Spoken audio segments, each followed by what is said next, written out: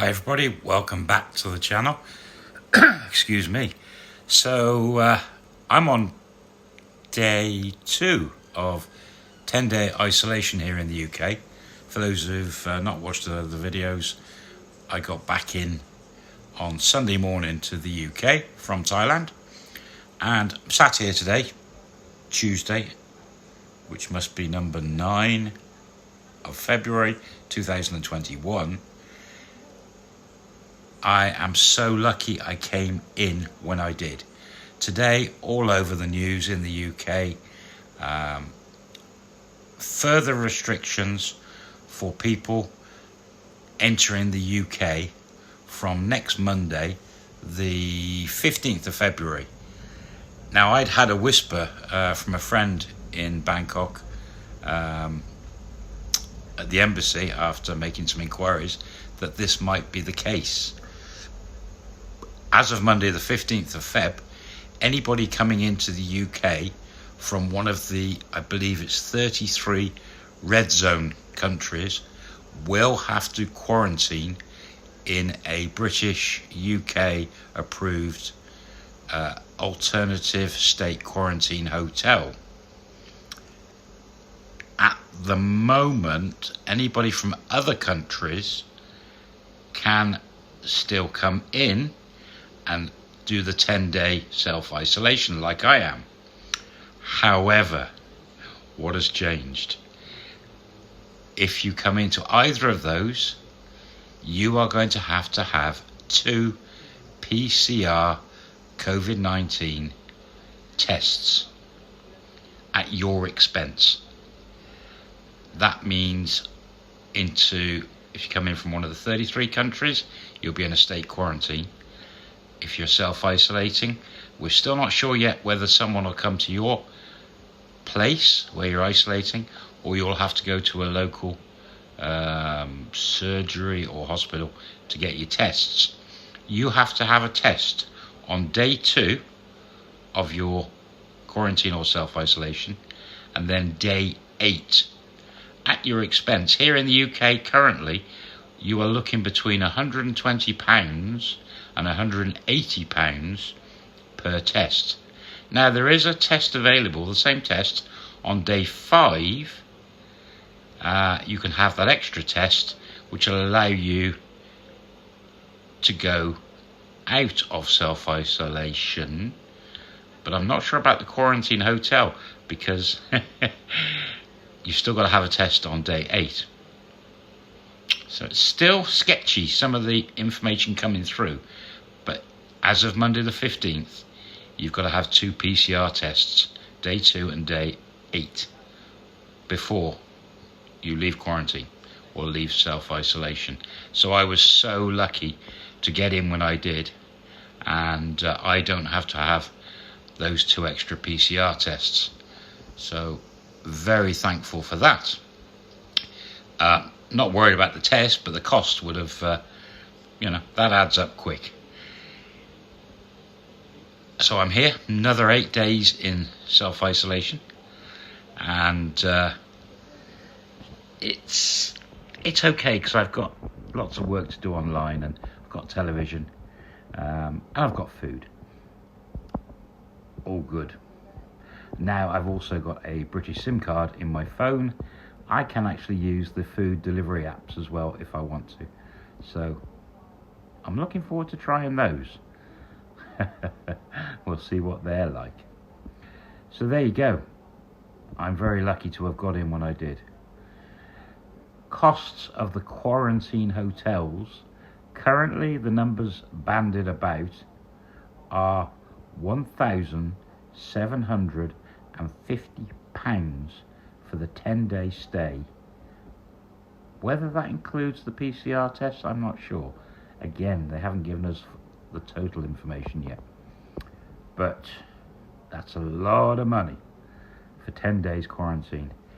There's not going to be I don't think there's many holiday makers still out there outside of the UK who are coming back. It's mainly business people or expats like myself.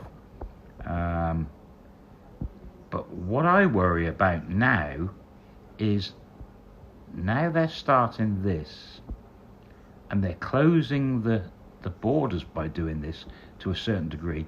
It's also now illegal, in the way they're wording it, from the UK to go off on an international holiday. And these measures will probably be in place for quite a while. Now, if the total lockdown that we have at the moment starts easing and they start letting people move about again, where it comes to holidays,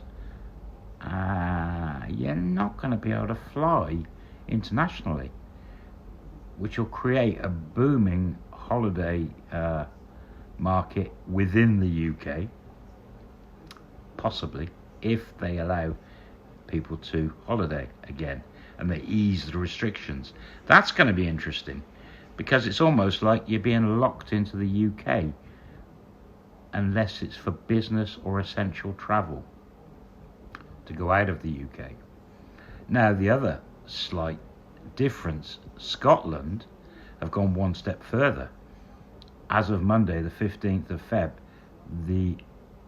anyone flying into the UK and then either forwarding on to Scotland or flying directly into Scotland, you will have to go into the state quarantine hotels, even if you're coming from one of the countries that are not on the red zone. So they're doing a total blanket coverage. Anyone flying into Scotland from international flights will have to go into state quarantine hotels. And again, similar price, £1,750 for 10 days. So if you are outside of the UK right now, this video will be up on Friday, I hope. You have got about 2 days to get back to the UK before you're going to get slammed with extra PCR tests. So hurry home. Yeah, not good. And quite a few subscribers have commented both on this channel and on our main channel, Land of Smiles Thailand, about this potentially happening and the costs involved. So I am very glad that I came in when I did. I'm still waiting. I'm in 10-day isolation. I'm expecting the phone to ring or a knock on the door for someone to come and check that I am self-isolating. But nothing yet. So I will let you know if anything happens. I did in a previous video mention that I went out shopping. And that's because I came into an apartment my friends lent me and nobody had been here for a year. So there was no physical food or drink in the property. And I didn't have an English SIM, so I couldn't use delivery companies. You've got to register and have a phone number, which is understandable. So where the rules state, if you are in self-isolation, because a few people asked me about this, you are in extreme circumstances, whether it's for going for a chemist, a doctor, hospital, there's a list of things, or essential food, you are allowed out, but you have to obviously do everything properly, masks, social distancing, etc. And that's what I did. So it was essential food. I had to get some food into the property and drink so that I could survive. And that's the only time I've been out. So now I am not going out for the next 8 days, which is fine. And just looking forward to catching up with my wife, which will be about another 10 days time. So that's good. That'll be great. Very cold here, snowing on and off, snowing on and off. And then I face my next challenge, which will be going from here in London up to the area where I intend to live and getting accommodation sorted out. So even under the total lockdown rules, I will have to try and get accommodation viewings virtually and then sort out accommodation online. That'll be interesting. I'll take you on that journey, take you along. Very different from being in Thailand, which is currently okay. There's a bit of COVID there, but you can still travel around quite freely and move around the country. But hey ho, these things are sent to try us, and it's just another challenge. But after 2 days, I'm not physically talking to someone.